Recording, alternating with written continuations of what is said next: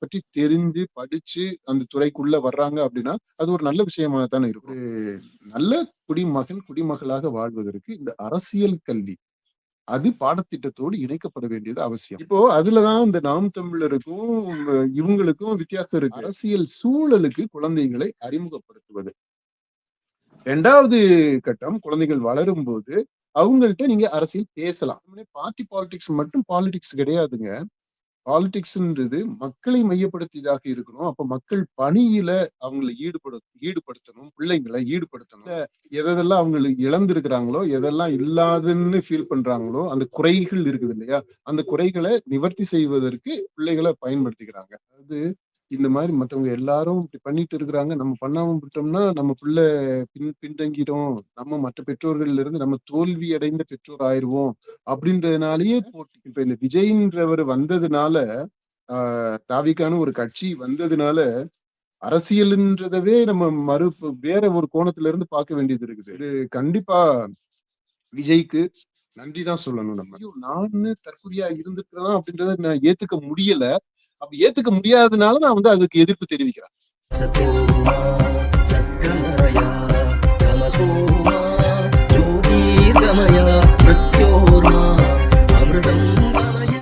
அரசியல் படுத்துறது அப்படிங்கிறது கூடாது, அரசியல் படுத்தப்படக்கூடாது அப்படிங்கிற ஒரு விஷயம் இருக்குது. இப்போ ஒரு குழந்தை பிறந்ததுல இருந்தே வந்து பிறந்தனே சொல்லிடுவாங்க பாட்டிங்களா, இவன் டாக்டர் ஆயிடுவான், டீச்சர் ஆயிடுவான், அட்வொகேட் ஆயிடுவான் அப்படின்னு சொல்லிட்டு இதா இருக்கும். பெரும்பாலும் அரசியல்வாதி ஆகணும் அப்படின்னு சொல்லி யாருமே சொல்றது கிடையாது. இப்போ இப்ப நான் என்னையவே எடுத்துக்கிட்டா இப்ப என் குழந்தைய வந்து நான் அரசியல் படுத்தப்படணும், என் குழந்தைக்கு அரசியல் தெளிவு இருக்கணும், அரசியல் அறிவு இருக்கணும் அப்படின்னு நான் நினைக்கிறேன் அப்படின்னா அந்த குழந்தைக்கு அரசியல் சொல்லி தரதுல எந்த தப்பு இருக்கு, என்ன தப்பு இருக்குது? ரொம்ப நல்ல கேள்வி, ரொம்ப பொருத்தமான கேள்வி. இதை பத்தி ரொம்ப விரிவாவே நம்ம விவாதிக்கணும். இந்த காணொலியில சுருக்கமா பேசிடுவோம், அடுத்த காணொலிகள்ல இத டீட்டெயிலா பேசணும். ஏன்னா இது ரொம்ப முக்கியமான கேள்வி. இப்ப இந்த குழந்தைகள் பற்றி, குழந்தைகளும் அரசியலும் அப்படின்னு சொல்லும்போது, குழந்தைகள் அரசியல்வாதியாக பின்னால வரணும். நான் இந்த இதுல நீங்க ஸ்கூல்ல எல்லாம் காம்போசிஷன் எழுதியிருப்பீங்களா, கட்டுரை? நான் இந்த தமிழ்நாட்டினுடைய முதல்வரானால் என்ன பேச்சு போட்டியில எல்லாம் பேசுறதுக்கு, அப்புறம் அந்த கட்டுரை எழுதுறதுக்கு அது ஒரு பயிற்சியா கொடுத்திருப்பாங்க. அந்த மாதிரி முதல்வர் ஆகிறது, எம்எல்ஏ ஆகிறது, பிரைம் மினிஸ்டர் ஆகிறது, அமைச்சர்கள் ஆகிறது, நாட்டினுடைய பேர் என்ன, ஜனாதிபதி ஆகிறது, கவர்னர் ஆகிறது அப்படின்றதெல்லாம் இருக்கு. அது ஒரு அம்சம். அந்த இத பெரும்பாலான வீடுகள்ல அந்த ஏரியாவுக்குள்ளேயே நம்ம போறது இல்ல. அது ஒரு ப்ரொஃபஷனா நம்ம பாக்குறது இல்ல. ப்ரொஃபஷன்னு சொன்னோம்னா இந்த நீங்க சொன்னது மாதிரி டாக்டர், இன்ஜினியர், ஐஏஎஸ், ஐபிஎஸ் அப்படி நிக்குது. இந்த அரசியல்வாதியா போறது அப்படின்றத ஒரு தொழிலா நம்ம பாக்குறது இல்ல. ஒரு விதத்துல அது கூட நல்லதுன்னு தான் நினைக்கிறேன். ஏன்னா அது ஒரு பிசினஸா, ஒரு ஆக்கிபேஷனா, அது பிழைப்பிற்கான ஒரு வருமானம் சம்பாதிப்பதற்கு, பொருள் ஈட்டுவதற்கான ஒரு வழியாக பார்க்காமல் இருக்கிற ஒரு விதத்துல நல்லது. இன்னொரு விதத்துல அது அது அது வந்து நம்முடைய சமூக வளர்ச்சிக்கு அது அது சரியில்லைன்னு தான் நினைக்கிறேன். அதையும் நம்ம கன்சிடர் பண்ணணும். அது ஒரு துறையாக, ஏன்னா கொஞ்சம் அதை பற்றி தெரிஞ்சு படிச்சு அந்த துறைக்குள்ள வர்றாங்க அப்படின்னா அது ஒரு நல்ல விஷயமா தானே இருக்கும். இல்ல, ஒரு படிச்சு ஒருத்தர் எம்பிபிஎஸ் படிச்சு டாக்டரா வர்றது மாதிரி அரசியல் பற்றி படிச்சு, அரசியல் பற்றி நாம் வந்து பொதுவா படிச்சது இல்ல, அரசியலை பற்றி படிச்சு, குடிமையியல் பற்றி படிச்சு, சமூக இயல் பற்றி தெரிஞ்சு, பண்பாடை பற்றி படிச்சு வந்து ஒரு அரசியல்வாதியாக வர்றான், கூடுதலா அரசியல்வாதியாக வர்றான் அப்படின்னா அது ஒரு நல்ல இதாத்தான் இருக்கும். ஓகே, அதை வந்து நம்ம இப்ப பெருசா கன்சிடர் பண்ணல. ஒன்றெண்டு பெற்றோர்கள் உங்களை மாதிரி விழிப்புணர்வு அடைந்த பெற்றோர்கள் அல்லது அரசியல் படுத்தப்பட்ட பெற்றோர்கள் அதை பத்தி யோசிக்கிறீங்க. இந்த போக்கு வளர்ந்தா நல்லா இருக்கும்னு தோணுது. இன்னொரு பக்கம் சாதாரணமாக ஒரு நாட்டினுடைய குடிமகனா குடிமகளா இருக்கணும்னாலே ஒரு பொறுப்புள்ள, ஒரு நல்ல அக்கறை உள்ள ஒரு குடிமகள் அப்படின்னு இருக்கணும்னாலே அரசியல் அறிவு தேவைப்படுது. எப்படி இப்போ இன்னைக்கு சூழ்நிலையில நம்ம எல்லாருமே இந்த பாலியல் கல்வி அவசியம் அப்படின்றோம். பள்ளிகள்லயே குழந்தைங்களுக்கே, விவரம் தெரியாத குழந்தைங்களுக்கே முதல் கட்டமா குட் டச் பேட் டச் அதை பற்றி நம்ம சொல்றோம் இல்ல. அதுக்கு அடுத்த கட்டமா அந்த இனப்பெருக்கம் தொடர்பாக எப்படி நடக்குது, தாவரங்கள்ல எப்படி நடக்குது, விலங்குகள்ல எப்படி நடக்குது, மனிதர்கள்ல எப்படி நடக்குது அப்படின்றது அடுத்த கட்டமா. அதாவது குழந்தைகளுடைய உணர்வு நிலை, உணர்ச்சி வளர்ச்சி, அப்புறம் அறிவு வளர்ச்சி. இது இமோஷனல் குவசன்ட், இன்டெலிஜென்ஸ், அந்த இதை பத்தி எல்லாம் சொல்றோம் இல்லையா, ஐக்யூ, இக்யூ அப்படின்றதெல்லாம் சொல்றோம். அப்ப அந்த வளர்ச்சி நிலைகளுக்கு ஏற்ப இந்த விஷயங்களையும் எந்த அளவிற்கு தேவையோ அந்த அளவிற்கு நம்ம அதை வந்து பாடத்திட்டத்தோடு சேர்த்து சொல்லித்தரணும் அப்படின்றோம். பெற்றோர்களும் அதை பற்றி பேசணும் அப்படின்னு நம்ம சொல்றோம். பாலியல் கல்வி. அப்புறம் கொஞ்சம் வளர்ந்த பிற்பாடு அவங்களே நிறைய விஷயங்களை தெரிஞ்சுப்பாங்க. அப்படி இருக்கு. அதே மாதிரிதான் ஊடகத்தை பொறுத்த மட்டும் ஒரு கல்வி, ஊடக கல்வி பாடத்திட்டத்துல இணைக்கணும் அப்படின்னு சொல்லிட்டு இந்த பாலுமகேந்திரா மாதிரியான ஆட்கள், அப்புறம் அந்த நம்ம மக்கள் ஆய்வுல இருந்துமே தொடர்ந்து இதை வலியுறுத்திக்கிட்டே வர்றோம். ஆனா இன்னும் அது முழுமையாக நிறைவேற்றப்படலை இன்னும். அதுவும் ஒரு தேவை இருக்கு. எப்படி பாலியல் கல்வி அவசியமோ அதே போல ஊடக கல்வி அவசியம். அதே மாதிரிதான் இன்றைக்கு சூழ்நிலையில ஒரு நல்ல குடிமகளாக வாழ்வதற்கு இந்த அரசியல் கல்வி அது பாடத்திட்டத்தோடு இணைக்கப்பட வேண்டியது அவசியம். சும்மா 1-2 பாடம், இப்ப நம்ம ஏற்கனவே சொன்ன பாத்தீங்களா, நான் சிஎம் ஆனா, நான் முதலமைச்சர் ஆனால், நான் பிரைம் மினிஸ்டர் ஆனால் அப்படின்னு மட்டும் பத்தாது. இந்த இந்த அரசியல் அமைப்பு பற்றி, இந்த இந்த பாலிடிக்ஸ் அப்படின்னா என்ன அப்படின்றதை பற்றி ஒரு சரியான புரிதல், தொடக்க நிலையில இருந்து, ஃபவுண்டேஷன்ல இருந்து ஒரு புரிதல், அது அவங்களுடைய அறிவுத்திறனுக்கும் உணர்வு நிலைக்கும் ஏற்றபடியான ஒரு புரிதல். இது உளவியல் ரீதியா நம்ம இந்த சைக்கோ செக்சுவல் டெவலப்மெண்ட் அப்படி இருக்கு. அந்த ஸ்டேஜஸுக்கு ஏத்தது மாதிரி இதை இன்கார்பரேட் பண்ணிக்கணும். அந்த மாதிரி அரசியல் ஒரு பாடத்திட்டத்துல வரணும். அப்புறம் பெற்றோர்கள், குடும்பத்தை எடுத்துக்கிட்டோம் அப்படின்னா இந்த அரசியல் சூழலை உருவாக்கணும். குழந்தைகள் அரசியல் சூழல்ல அதை இனிஷியேட் பண்றது. இந்த நாம் தமிழர் கட்சியில அந்த அந்த இதுல நம்ம நல்லாவே பார்த்தோம். அந்த மாநாடு நடந்துச்சு இல்லையா, திருச்சி மாநாடு, அதுல இதை நம்ம பேசியிருக்கிறோம். அங்க குடும்பமாக அந்த கூட்டத்திற்கு வந்தாங்க. அதுல நிறைய குழந்தைகள், சிறுவர்கள் எல்லாமே வந்தாங்க. அது வந்து இனிஷியேட்டிங், அதாவது ஒரு கிளைமேட், பொலிட்டிக்கல் கிளைமேட்டுக்கு குழந்தைகளை அறிமுகப்படுத்துறது. அங்க அரசியல் குழந்தைகள்கிட்ட நம்ம பேசல. ஆனா அந்த அரசியல் சூழல்ல குழந்தைகள் இருக்கிறாங்க. எப்படி நீங்க வந்து ஈவினிங்ல உங்க வீட்டுல வந்து டிவி ஆன் பண்ணி விட்டுறீங்க, அங்க போறது பூராமே புருஷன் பொண்டாட்டி சண்டையா ஓடிக்கிட்டு இருக்கு டிவியில. புருஷன் பொண்டாட்டி சண்டை கூட இல்ல, அது திருமணத்திற்கு மீறிய அந்த அந்த பந்தத்தை மீறிய உறவுகள், அதை பற்றி கதைகள்லாம் ஓடிக்கிட்டு இருக்கு. அதான் பார்த்துக்கிட்டு இருக்கு. குழந்தையும் உட்காந்து பார்த்துக்கிட்டு இருக்கு. வேற வழி இல்லை, ஏன்னா ரிமோட் உங்க கையில இருக்கு. வச்சுக்கிட்டு அதை பாக்குறோம். குழந்தை வேற வழி இல்லாம அதை பாக்குறாங்க இல்லையா? சோ அது அந்த கிளைமேட் இருக்குல்ல பாருங்க, என்டர்டெயின்மெண்ட் கிளைமேட். அதெல்லாம் நம்ம தப்பாவே யாருமே சொல்றதே கிடையாது. இப்ப இந்த அரசியலை பத்தி நான் சொன்னேன்னா உடனே நீங்க பாருங்க, இது வந்து அரசியல் என்ன இப்படி பண்றான் அப்படின்னு பேசுறதுக்கு வாய்ப்பு இருக்கு. ஆனா அதுதான் நிலைமை. அதாவது ஒரு நல்ல அரசியல புருஷன் முண்டாட்டி பேசுறாங்க, வீட்டுல இருக்க பெரியவங்க பேசிக்கிறாங்க, அல்லது அவங்க பெரியவங்க இந்த மாதிரி ஒரு அரசியல் நிகழ்வு, ஒரு நல்ல அரசியல் நிகழ்வுல பங்கெடுக்க போறாங்க அப்படின்றது, அந்த சூழ்நிலையில குழந்தைகளை கொண்டு வர்றது. இப்போ அதுலதான் இந்த நாம் தமிழருக்கும் இவங்களுக்கும் வித்தியாசம் இருக்கு. இது விஜயுடைய கட்சிக்கும் தமிழக தாவிகாவுக்கும் அங்க வந்து கிரௌடா இருக்குது, கிரேசியா இருக்குது. ஒரு அது வந்து என்னன்னா ஒரு பெரிய ஒரு சைக்காட்டிக்கான ஒரு சூழலா, ஒரு மேனியா, அதாவது உளவியல் ரீதியா என்ன தொடர நீங்க பயன்படுத்தினாலும் அதுக்கு அப்ளிகபிள் ஆகும். அந்த மாதிரியான ஒரு சூழல். அங்க வந்து குழந்தை சிக்கிக்கிச்சுன்னா அதுல எதுவும் கத்துக்கவும் முடியாது, எதையும் பாக்குறதுக்கு ஒண்ணும் இல்லை அங்க, எக்ஸப்ட் அந்த பிளாஸ்ட் பண்றது, வைப் பண்றது, கத்துறது, கூச்சல் போடுறது, வெறியாட்டம், அந்த வேலன் வெறியாடல் அப்படின்னு அந்த அந்த மாதிரியான ஒரு வெறியாடல் இருக்குது. சாமி இறங்கிட்டாக்க எப்படி ஆடுவாங்க அப்படிப்பட்ட ஆட்டமா இருக்கு. ஆனா அதுல இருந்து குழந்தைகள் கத்துக்க முடியாது. அந்த எக்ஸ்போசர் பத்தாது. அது ஒரு திருவிழா கொண்டாட்டம், அது அக்கேஷனலா ஓகே இருக்கும். ஏன்னா இதுவும் இப்படியும் வாழ்க்கை இருக்குது அப்படின்றத குழந்தைகள் தெரிஞ்சுக்கிறதுக்கு. ஆனா அதை பக்குவமா டீல் பண்ணணும். ஓகே, பாயிண்ட்டுக்கு வந்துருவோம். இப்போ முதல் பாயிண்ட் எப்படின்னா, அந்த மாதிரி ஒரு அரசியல் சூழலுக்கு குழந்தைகளை அறிமுகப்படுத்துவது. 2வது கட்டம், குழந்தைகள் வளரும் போது அவங்கள்ட்ட நீங்க அரசியல் பேசலாம். அப்ப பேசக்கூடிய அளவுல இப்போ என்னன்னா 12 வயசு 13 14 வயசுல இருக்கிறவங்க ஓரளவிற்கு செய்திகள் தெரியும். அவங்க சுயமா சிந்திக்க ஆரம்பிச்சிருப்பாங்க. டேட்டாவை அவங்க ப்ராசஸ் பண்ணக்கூடிய சக்தி இருக்கும். அப்போ அந்த டயத்துல நம்ம வந்து இதை பத்தி எல்லாம் அவங்கள்ட்ட பேசலாம், விவாதிக்கலாம். 5 வயசு பிள்ளைகிட்ட அதை பத்தி பேச முடியாது. 15 வயசு பையன்கிட்டயோ பொண்ணுகிட்டயோ அதை நம்ம பேசலாம். அது பேசணும். அப்படி பேசாம இருந்ததனுடைய விளைவு தான் நம்ம இந்த காணொளிகள்ல பாக்குறோம் பாத்தீங்களா? இந்த விஜய் பற்றி நிறைய காணொளிகள் இருக்கு பாத்தீங்களா?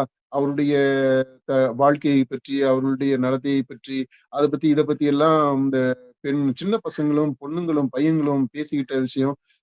அது எல்லாமே நமக்கு தெரியும். அதை ரிப்பீட் பண்ண தேவையில்லை. அந்த மாதிரி எல்லாம் நடக்கிறதுக்கு காரணம் என்னன்னா, அந்த வீட்டுல அரசியலை பற்றி பேசல. பிள்ளைகளோட சேர்ந்து பேசணும். அது அடுத்த கட்டம். அதுக்கு அடுத்ததுதான் அவங்கள அரசியல் செயல்பாட்டுக்குள்ள இறக்கி விடுறது, எங்கேஜ் பண்றது. அப்போ ஒரு 17 வயசு 18 வயசு வரும்போது கல்லூரிக்கு போயிடுறாங்க பாத்தீங்களா? காலேஜ் போற டயத்துல அவங்க டிரெக்ட் பாலிடிக்ஸ்ல இறங்கலாம். கட்சி சார்பாகவே 18 வயசு ஆயிடுச்சுன்னா அவங்க கட்சி உறுப்பினரா கூட ஆயிக்கலாம். உறுப்பினர் ஆகி அந்த இத செயல்பாடுகளை எடுக்கிறது. இப்ப இந்த மாதிரி இதுக்கு இடைப்பட்ட காலத்துலதான் அவங்க மக்களை மையப்படுத்தி அந்த அரசியல்னா என்னன்னே புரிஞ்சுக்கணும். வெறுமனே பார்ட்டி பாலிடிக்ஸ் மட்டும் பாலிடிக்ஸ் கிடையாதுங்க. பாலிடிக்ஸ்ன்றது மக்களை மையப்படுத்தியதாக இருக்கணும். அப்ப மக்கள் பணியில அவங்களை ஈடுபடுத்தணும், பிள்ளைங்களை ஈடுபடுத்தணும். பொது தொண்டு செய்கிறது. அதுல குழந்தைகள் நம்ம அவங்களுடைய வீட்டு பிள்ளைகளை ஈடுபடுத்தணும். பள்ளிகள்ல எல்லாம் இந்த NSS, NCC, இந்த ஸ்கவுட்டு, அந்த அந்த மாதிரி இதெல்லாம் இருக்கு பாத்தீங்களா? அந்த மாதிரி இதெல்லாம் என்கரேஜ் பண்ணணும் கண்டிப்பா. பெரும்பாலான பெற்றோர்கள் அதெல்லாம் கண்டுக்கிறதே கிடையாது. அதுக்கு பதிலா வேற ஏதாவது போனா வந்து அவங்க ஃபியூச்சருக்கு ஏத்தது மாதிரி ஒரு டியூஷனுக்கு போறது. டியூஷன் தான். வேற எதை பத்தியுமே பெற்றோர்கள் அக்கறைப்படுறது மாதிரி தெரியல. அல்லது கோச்சிங்க்கு அனுப்புறது. இந்த கோச்சிங் அந்த கோச்சிங். ஒண்ணு பாடத்துல நல்ல மார்க் வாங்கணுன்றதுக்காக டியூஷன். இன்னொன்னு இந்த காம்படிட்டிவ் எக்ஸாம்ஸை கிராக் பண்ணணுன்றதுக்காக கோச்சிங். இதுதான் பெற்றோர்களுடைய கவனமா இருக்குது. இந்த நிலையை மாறணும். அதனாலதான் சொன்னேன், பெரும்பாலான பெற்றோர் கூதரைகளா இருக்கிறாங்க. அறிவு இல்ல, அக்கறை கிடையாது, சமூக அக்கறையே கிடையாது, பயங்கர சுயநலம் அப்படி இருக்கு. அதை தாண்டி இந்த மாதிரி அரசியல் பேசும்போது, பொது நல பணிகள்ல பிள்ளைகளை ஈடுபடுத்தும் போது, அதை என்கரேஜ் பண்ணும்போது, அப்புறம் அவங்க வந்து நேரடியாக அரசியல் களம் காண்றதுக்கு அந்த ஒரு வழி பிறக்கும். இப்படிதான் அந்த ப்ராசஸ் இருந்துகிட்டு வந்திருக்கு. இதுக்கு முன்னாடி இந்த அரசியல்வாதிகள் எல்லாம் எடுத்து பாருங்களேன். அவங்க எல்லாருமே அவங்க குடும்பத்துல அந்த மாதிரியான ஒரு பொலிட்டிக்கல் பேக்ரவுண்ட் இருந்துட்டு அரசியல் பேசியிருப்பாங்க. அவங்க அரசியல் கட்சிகள்ல தலைவர்களா இருந்தவங்க அப்படின்னு எல்லாம் இல்ல. அரசியல் விழிப்புணர்வு அடைந்தவர்களா அந்த பெற்றோர்கள் இருந்திருப்பாங்க. அந்த மாதிரி பின்புலத்துல இருந்து வர்றவங்க தான் இந்த பார்ட்டி பாலிடிக்ஸ்ல எடுத்துக்கிட்டாலுமே அங்க கடைசியா அந்த கேடரா போய் நிக்கிறவங்க. அப்புறம் அவங்க தலைவர்களா இதெல்லாம் வர்றாங்க. இந்த மாதிரியான ஒரு ப்ராசஸ் இருக்கணும். இதெல்லாத்தையும் விட்டுட்டு சும்மா ஒரு பப்ளிசிட்டிக்காக, ஒரு விளம்பரத்திற்காக, அல்லது ஒரு பேருக்காக, அல்லது உண்மையிலேயே ஒரு கோபமா கூட இருக்கலாம், ஜெனுவனான ஒரு கோபத்துக்காக போறதுன்றது புரிதலற்றதை காட்டுது. அவரை புரிஞ்சுக்கல, அவர் பிள்ளைய புரிஞ்சுக்கல, அவர் குடும்பத்தவே அவர் சரியா புரிஞ்சுக்கல அப்படின்னுதான் இதுக்கு பொருளாகும். இப்போ பொதுவாவே இந்த அரசியல்ங்கிறது வீட்டுல பரவலாக பேசப்படுறது இல்ல அப்படிங்கறத நம்ம சொல்லியிருக்கிறோம். இந்த தேர்தலை எடுத்துக்கிட்டோம் அப்படின்னா, இந்த தாவேக வந்த பின்னாடி அந்த கட்சியோட கொடிய குழந்தைங்களை அந்த துண்ட கழுத்துல மாட்டி விட்டுக்கிறது, விசில் வாங்கி கொடுத்து அந்த அவங்களோட விசில வாங்கி கொடுத்து ஊத சொல்றது, அந்த மாதிரி வீடியோஸ் எடுத்து ரீல்ஸா வந்து நிறைய போடுறத பார்த்தோம். அது சமூக வலைத்தளம் அதோட ஆதிக்கமே ரொம்ப அதிகமாச்சு. பேரண்ட்ஸ்களும் அதுக்காகவே வந்து பண்ணி நம்ம குழந்தைய வந்து இது பண்ணி விடணும், ப்ரொமோட் பண்ணணும் அப்படிங்கறதுக்காக அதை வந்து பண்ணாங்க. இது வந்து உண்மையான அரசியல குழந்தைக்கு சொல்லி தரணுங்கிறது இல்லாம ஒரு ஜாலியா பண்ணணும் அப்படிங்கிறதுக்கான மனப்போக்கோட தானே பெற்றோர்கள் வந்து இந்த விஷயத்துல வந்து செயல்பட்டாங்க. அதெல்லாம் அரசியல் கூதரைகள் அப்படிதான் சொல்லணும். இவங்க நீங்க கரெக்டா தான் சொல்லியிருக்கீங்க. நீங்களும் அப்படித்தான் செஞ்சீங்களோ? உங்க வீட்டுல? இல்ல, நான் அது வரைக்கும் பண்ணல. ஆனா பையன் வந்து விஜய் பத்தி பேசியிருக்கிறான். இது இந்த அரசியல் உண்மையான இந்த அரசியல்ல ஆர்வம் இருக்கிறவங்க என்ன பண்ணுவாங்கன்னா, அந்த அரசியல் கட்சி கொடின்றது, அரசியல் துண்டுன்றது, அதுக்குன்ட்டு ஒரு டிக்னிட்டி இருக்கு. அதுக்கு ஒரு மதிப்பு, மரியாதை இருக்கு. அ அத அத எல்லாத்தையுமே இப்ப என்ன ஆயிட்டாங்கன்னா, இன்னும் ரொம்ப ஆர்டினரி ஆக்கிட்டாங்க. அ கொடி சோ வாட்? அது சுத்தலாம். கழுத்துல சுத்தி அப்படி மஃப்ளர் மாரி நீங்க போட்டுக்கலாம். அ இல்ல துண்டு மாதிரி நீங்க போட்டுக்கலாம். தலையில உருமாவா கட்டிக்கலாம். அ தலைய சுத்தி அப்படி வீசலாம். காத்து ஓட்டம் இல்லாட்டினா விசிறி விட்டுக்கலாம். தூக்கி எறியவும் செய்யலாம். தலைவர் மேலேயே தூக்கி எறியலாம். தலைவர் அப்படி அந்த அதாவது அது ஒரு ஒரு சாதாரண ஒரு ஆர்டினரி திங். கட்சி கொடின்ட்டு அதுக்கெல்லாம் நீங்க ரொம்ப பெருசா முக்கியத்துவம் எல்லாம் கொடுக்க தேவையில்லை அப்படின்றது மாதிரி அப்படியே ஆக்கி விட்டது. இது நடந்திருக்கு. நீங்க சொன்னது மாதிரி இந்த குழந்தைங்களுக்கு பண்ணி விட்டதுன்றது ஆஹ் பெரும்பாலான பெற்றோர்கள் அப்படி பண்ணது கட்சி மேல அவங்களுக்கு ஈர்ப்புன்றதுனால இல்ல. நான் சொன்னேன் இல்லையா, அந்த குழந்தை வழியாக குழந்தை அவங்கள ஒரு ஒரு லைம் லைட்டுக்கு கொண்டு வந்து அதன் மூலமாக இவங்களை நிறைவு செஞ்சுக்கிறது. இவங்கள்ட்ட இருக்கக்கூடிய அந்த லேக்ஸ், அதாவது ஆஹ் இதெல்லாம் இல்ல, எதெல்லாம் அவங்களுக்கு இழந்திருக்கிறாங்களோ, எதெல்லாம் இல்லாதுன்னு ஃபீல் பண்றாங்களோ, அந்த குறைகள் இருக்குது இல்லையா, அந்த குறைகளை நிவர்த்தி செய்வதற்கு பிள்ளைகளை பயன்படுத்திக்கிறாங்க. அப்படித்தான் போய்கிட்டு இருக்கு. அதே மாதிரி அது ட்ரெண்டிங்ல இருக்கு. அதையும் நம்மளும் பண்ணிடணும். இப்ப யூடியூப பொதுவா பாத்துக்கிட்டீங்கன்னா நிறைய ரீல்ஸ் எடுத்து பண்ணாங்கன்னா அவங்க பண்ணிட்டாங்க ட்ரெண்டிங் ஆயிடுச்சு நம்மளும் பண்ணணும் அப்படிங்கிற மாதிரி இதெல்லாம் ட்ரெண்டிங்ல இருக்கு. அப்ப நம்மளும் அதை பண்ணி அதை வச்சு நம்ம ரீச் ஆமா ஆகிக்கிறணும், ஆமா யூஸ் பண்ணிக்கிறணுங்கிறதா correct. மெயின் கான்செப்டா இருந்திருக்கு. ஆமா. இதெல்லாம் இந்த இதுல டிஜிட்டல் மீடியால வரும்போது நிறைய அந்த சிண்ட்ரம்ஸ் இருக்குது. அதாவது இந்த மாதிரி மத்தவங்க எல்லாரும் இப்படி பண்ணிட்டு இருக்கிறாங்க, நம்ம பண்ணாம விட்டோம்னா நம்ம பிள்ளை பின்தங்கிடும், நம்ம மற்ற பெற்றோர்கள்ல இருந்து நம்ம தோல்வி அடைந்த பெற்றோர் ஆயிருவோம் அப்படின்றதுனாலயே போட்டி. அதாவது இல்லாத ஒரு போட்டியை இவங்க உருவாக்கிக்கிறது. அந்த போட்டியில இவங்க ஜெயிக்கணும் அப்படின்றதுக்காக இந்த மாதிரி பண்றது.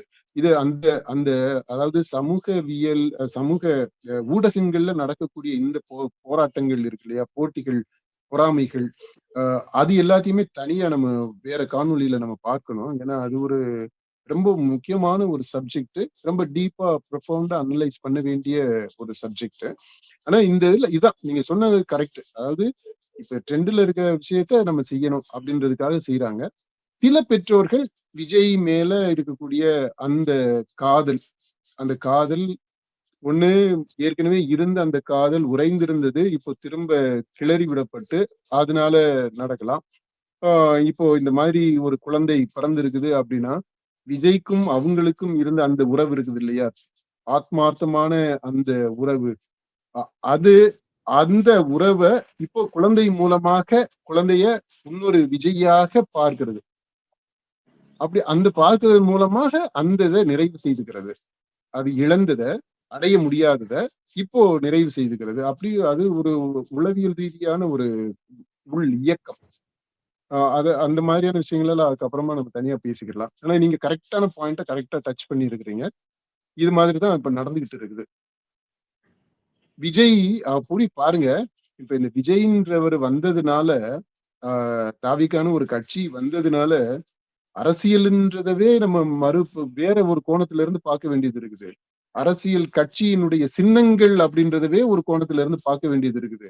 அரசியல் கட்சி தலைவர், கட்ட அமைப்பு அப்படின்றதவே வேற இதுல பார்க்க வேண்டியது இருக்குது. அப்புறம் பிரச்சார உத்திகள் அப்படின்றது, யார் பிரச்சாரம் பண்றது, எப்படி பிரச்சாரம் பண்றது, தெருமுனை பிரச்சாரமா இல்ல நடு வீட்டுல பிரச்சாரமா அப்படின்றது, இந்த அப்புறம் பிரச்சாரம் எப்படி வெளியிலிருந்து வர்றதா உள்ள இருந்து வர்றதா அப்படி, இது எல்லாமே டோட்டலா பல முனைகள்ல இருந்து பல கோணங்கள்ல இருந்து இந்த அரசியல்ன்றது அலச வேண்டிய ஒரு கட்டாயத்துக்கு ஆளாக்கி இருக்குது இன்னைக்கு இருக்கக்கூடிய இந்த சூழ்நிலை. இது கண்டிப்பா விஜய்க்கு நன்றிதான் சொல்லணும் நம்ம. இப்படி ஒரு பரந்துபட்ட சிந்தனை, அதாவது இதெல்லாம் மோசம், தப்பு, கீழ்த்தரமானது, கூதரத்தனமானது, தற்குறித்தனமானது அப்படின்றதெல்லாம் ஒரு பக்கம் இருக்க, இந்த தற்குறித்தனம், இந்த கூதரத்தனம், இந்த முட்டாள்தனம், இந்த இடியாட்டிக், இந்த சைக்காட்டிக், இந்த பைத்தியங்கள், லூசுகள், இவங்க எல்லாருமே நம்ம தான். அப்படிதான் இருந்திருக்கிறோம் இது வரைக்கும். இது வரைக்கும் நம்ம அப்படித்தான் இருந்திருக்கிறோம். இன்றைக்கு அது வெளியில தெரிய வருது. அப்படி வெளியில தெரிய வர்றதுக்கு இது இது வந்து அவரு பின்னாடி வந்தக்கூடிய அந்த அந்த கொஞ்சம் பேரு அப்படி இல்லைங்க. எல்லாருமே இத பத்தி பேசுறோம் பாத்தீங்களா? பேசுறவங்க அதுக்கு ஆதரவாகவும் எதிராகவும் பேசுறவங்க எல்லார்கிட்டயுமே இந்த இது இருந்திருக்கு. நம்ம அப்படித்தான் இருந்திருக்கிறோம். இன்றைக்கு அது வெளியே வருது. வெளியே வரும்போது ஐயோ நானு தற்குறியா இருந்திருக்கிறேன் அப்படின்றத நான் ஏத்துக்க முடியல. அப்படி ஏத்துக்க முடியாததுனால நான் வந்து அதுக்கு எதிர்ப்பு தெரிவிக்கிறேன். அதை எதிர்க்கிறேன். அந்த டிஃபென்ஸ் மெக்கானிசம் இப்ப அது இன்னொரு ஏரியா. இப்ப என்ன மாதிரியான எல்லாம் டிஃபென்சஸ் நம்ம பண்றோம் எகென்ஸ்ட் டிவிகே, எகென்ஸ்ட் விஜய் அப்படின்றது அது ஆக்சுவலா எல்லாமே இன்ட்ரெஸ்டிங்கான ஸ்டடிஸ். ஒவ்வொன்றுமே நீங்க டச் பண்ணிருக்கிறது ஒவ்வொன்றும் ஒரு பெரிய செமினாருக்கு ஒரு பெரிய பிஹெச்டிக்கான தலைப்புகளை நீங்க வந்து கொடுத்துருக்கிறீங்க இந்த இதுல. ரொம்ப நன்றி.